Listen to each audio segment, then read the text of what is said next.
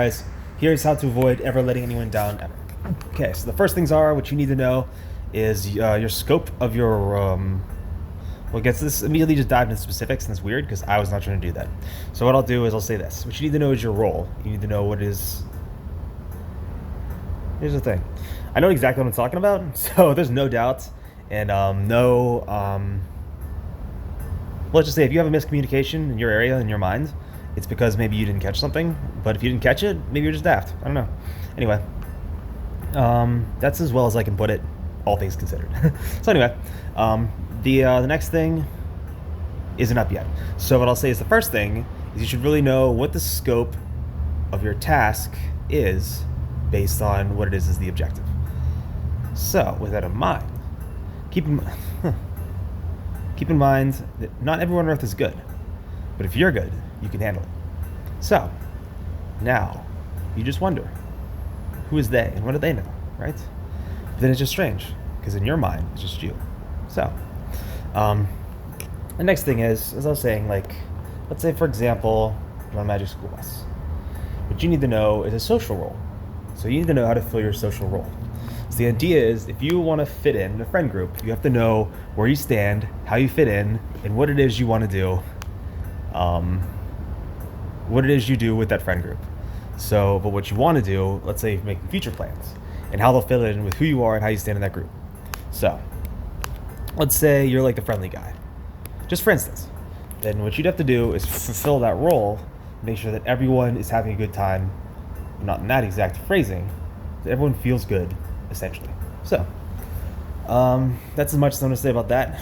But the idea is, if you're you, and you don't have to know anything else, then what you can do is just hang out and keep doing what you do, because the role you fill is always the role you most, I think you'd want to fill. But then, I wonder, just like you. The thing is if in any group you never had like a good environment where you could really get your roles defined, did you ever really have the chance to really show who you really are, but in that way? So in that case, the answer is no, because who you are in real life is something that is necessarily a fixed aspect of yourself, which is part of your identity. But who you are in different contexts changes, because not every context is the same. So, also changes over time, because the idea of the phrase, quote, step up to be a leader, is the idea where if you don't take action, you'll always be the person who stood down. I don't know what's going on, but for some reason my mind just goes to blank spaces. Look at what I used to have this thing when I was in college. It was AD, either D or HD. The problem is that sometimes my attention would come and go. So what I did is I did a lot of research into neuroscience, and I found out this really good supplement for it. It's called Pyrocine. It's essentially the precursor to what they use to treat Parkinson's, which is levodopa. So what you can do is take this to increase, what it does is increase the bioavailability of it within, I'll say whatever system it is vaguely related to acetylcholine, because it's the neurotransmitters. But essentially what it does is just allow the more, in combination with vitamin B12, it allows more binding of the exact thing that, does the dopamine circuit, which is essentially your brain's reward circuit. So anyway, now you know. 5-HTP does something similar, but it's a whole different system, so again, I don't know, I felt like I had to bring it up because I was like talking, and I felt like it was the next thing on topic. It would have made sense based on what I've been doing, but I don't know. Anyway, I want to take a tyrosine just to make sure I don't have trouble focusing. I don't know where it is. So here's what I'm going to do. I'm going to first just evaluate where it is and try to know where it is, and then maybe, change my mind and not necessarily take it now, because now the more I think, the more it's like, maybe I'll just save it and not take it now.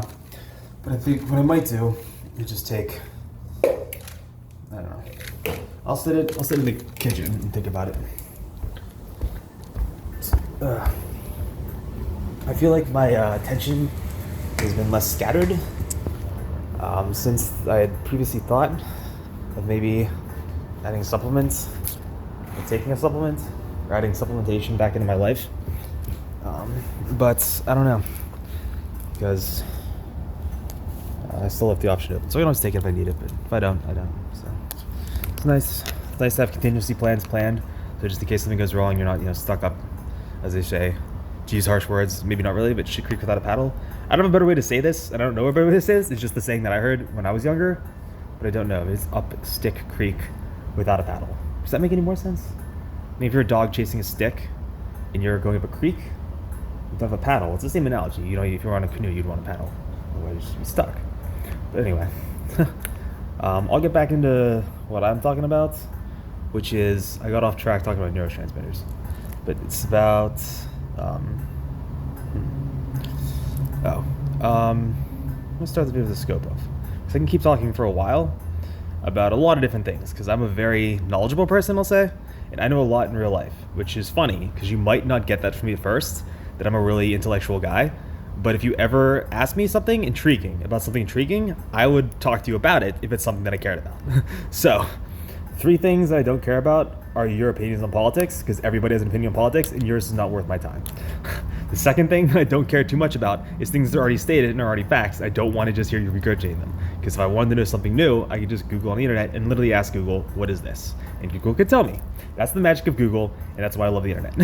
Anyway, the exact next thing is I have these 10 rings on my fingers. Well, actually, I took one off, so I'm going to put one on.